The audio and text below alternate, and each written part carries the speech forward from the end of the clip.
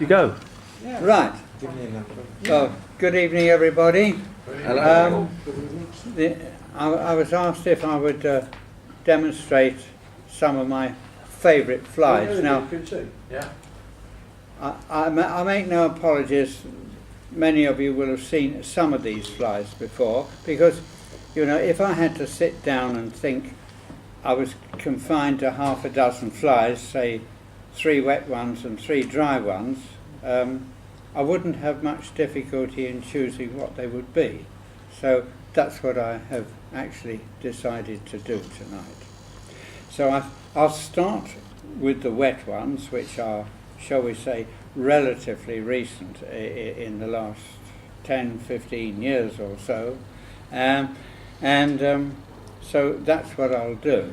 Now, they all use relatively simple materials. I've never been one to go in for lots of exotic stuff, except for salmon flies. But so they all use stuff that's generally readily available, and it's an interesting fact that some of the readily available material is actually closer to the natural colours that you would get in water insects and so on than many of the synthetic things. But yeah, combine the two occasionally.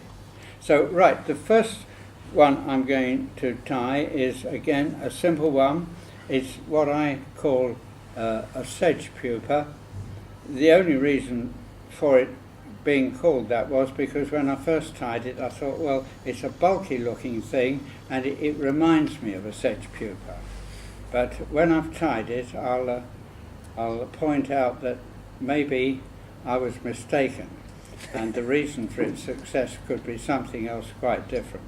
So there we are. So this is, I tie it at any rate, let's put it that way, on a grub hook, or sedge hook, whatever you like to call it.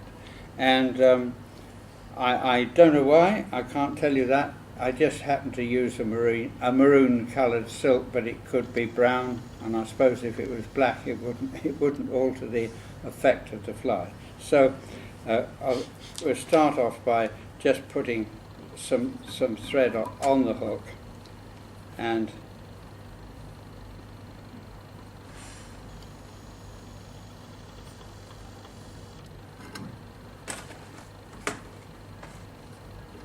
now, generally, I find this is a fly that needs to go down in the water fairly quickly, and I tend to put a bit of lead on the body in order to give it some weight. It doesn't have to have that, but I do. So I tie in a bit of lead wire just to add that little bit of extra weight.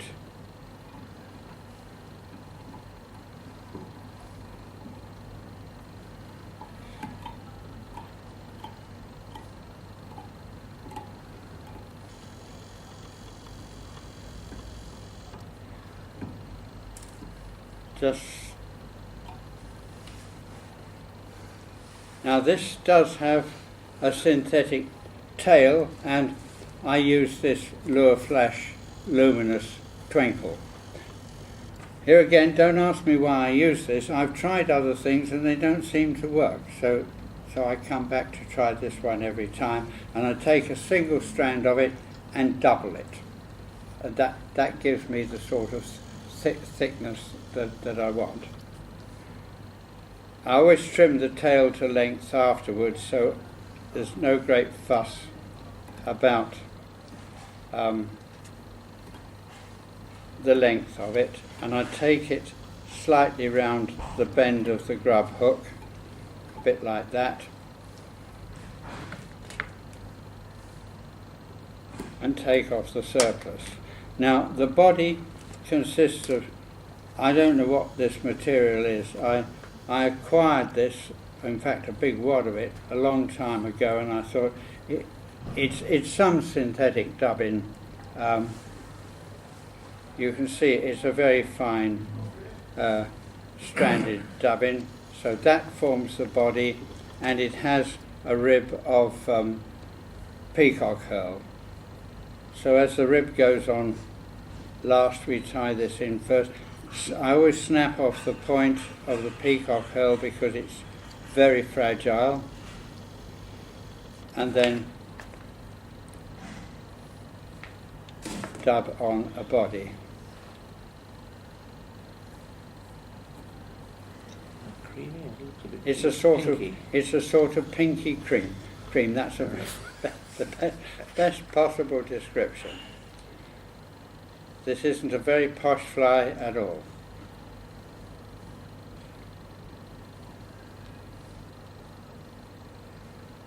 And the other thing is, when I wind the herl, I wind it in the same direction that I've wound the dubbin, because I want the herl to sink into the dubbin in this case, so that it is protected to some extent from the teeth of the fish.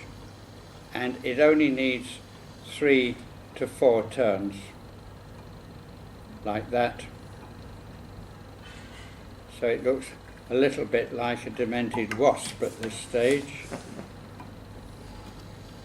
Now the tail I usually cut off, I pull it out straight and cut it off fractionally beyond the bend of the hook. So it just gives a little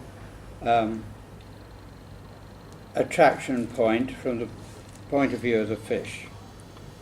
Now we use, for the hackle, we use these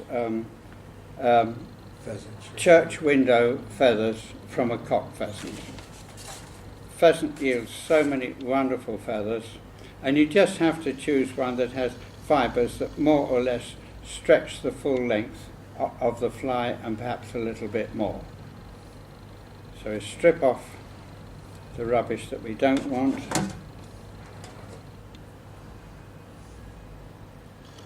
and tie the hackle in by the point,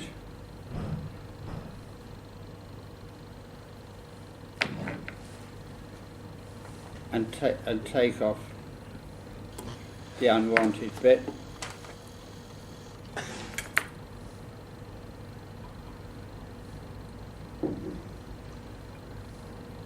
You get the thread in the front, and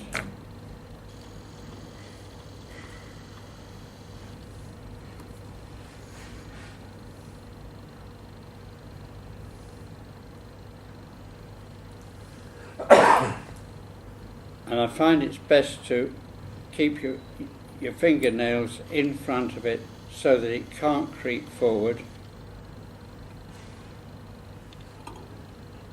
and then sweep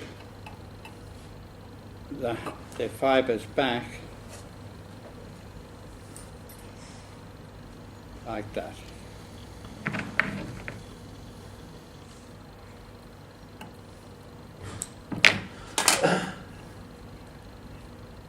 And then it's just a question of making a neat head .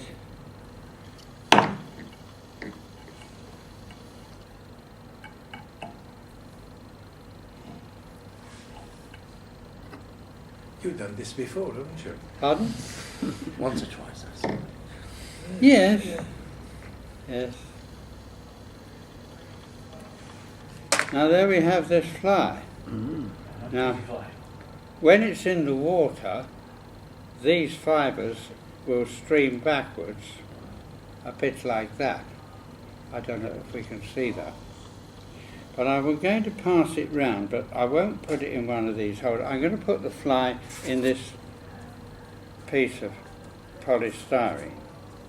Now, as I say, I called it a sedge pupa because sedge pupas are a bit fat and ugly and so on. But sometime later, I discovered that in the water there are 2 insects that look very much similar. The common water boatman, which is generally a bluey black colour but difficult to define, and it comes up the top sometimes for a bubble of air and it goes back down again.